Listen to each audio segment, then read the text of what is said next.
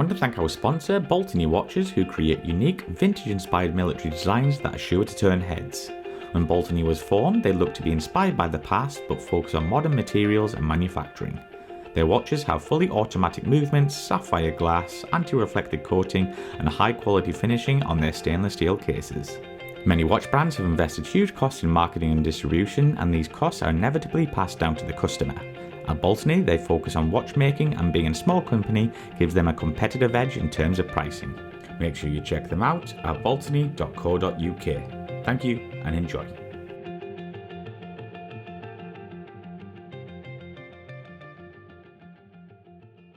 But one of our favourite topics on the channel is DACT or BFM. How did the F3 fare against? Did you go up against the Lakenheath F-15s or any European nations? You know, let me think about this for a minute. I flew against F-16s, the Dutch F-16s, and I flew against the Mirage 2000s, the French, down on an exercise in the UAE, and you know, I think we did do a little bit with the American F-15s out of Lakenheath, but also the Saudi F-15s, who were not very good, and on the same exercise down in the UAE. Yeah, I think it was a TLP they called it back in the days, and it was Treble One. We had a squadron of Mirage 2000, some American F-16s out of some base in New Mexico, and then the Saudi F-15 squadron was there as well. So we did stuff with all of those guys, you know.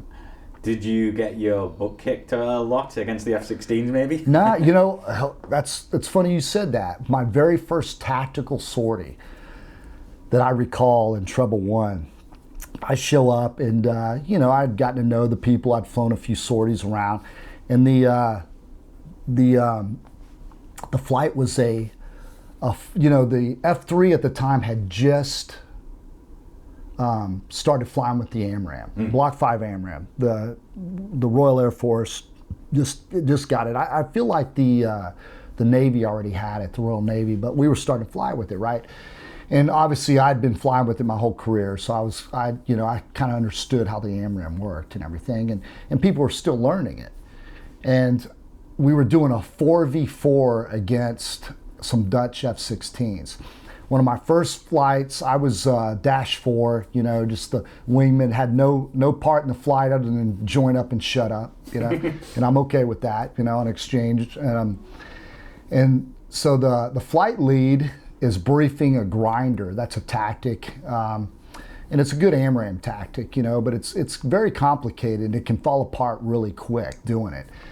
And he was briefing this, and I'm listening to the brief, and I understand grinder tactics. I'd, you know, been doing that for a long time, and I'm listening. The brief was very sound, and all the guys I flew with in Treble were all sharp, smart people, and I'm like, oh, that's a pretty good brief. I'm interested to see how this is going to go, right? And granted, it's nobody's fault. They were new with the AMRAAM, so they were just starting to do this grinder tactic, and it might have been his first time to ever do it, you know, I don't know. So we get airborne, and we go meet the Dutch out over the North Sea, and they don't have a lot of gas and time left. I think they might have had a tanker actually, but, you know, it had to be a pretty quick exercise. But they're going to be adversaries for us, and we're going to set up a grinder. So we start setting up this grinder, and we have Link 16 in the Tornado, which was cool to me at the time because we didn't have it yet. We had mids, very similar, but we were just starting to get it when I left to come on exchange. And I'm watching all this fold out, you know, and everything seems to be going good. And then the Dutch, obviously, are very skilled. I was very impressed with the Dutch F-16 guys. I thought that they were good aviators. They employed their system well because I think they had older F-16s too. But they obviously knew what we were doing, and they were dragging all of our missiles off. And I'm sitting there thinking to myself, I know what I would do in this situation. I'd stop doing this grinder because pretty soon we're going to be out of missiles, and it's going to be 1v1 with the, you know, heaters and guns only. And that's what happened. Sooner or later, we're all out of missiles, and that's when the F-16s, you know, came to the merge, and it didn't go well at all. And it wasn't because the F-16 was better than the F-3, it was just the tactics set up. It was a learning lesson. And the funny thing is, if that happened in America, we'd spend all day debriefing it, right? We'd be looking at everybody's tapes, you know, everybody would get beat up over it. And we go back to the debrief, And I'm sitting there thinking, wow, this is gonna be interesting how this goes. And the flight, I think it might have been a Friday too, so we wanted to get over to the club, and the flight lead just goes, well, that didn't go very well, did it? And everybody's like, nope, it didn't. He goes, all right, see y'all later. And he left. I thought I was like, I am in the right place now. This is awesome. The bar's open, let's go. Yeah, because I was mad. I was like, oh, we're going to be here all day now. Because in America, it was over. You know, you're going to sit there and debrief that. Yeah. But I thought it was great. That's great. It made it a better experience. Absolutely. Yeah.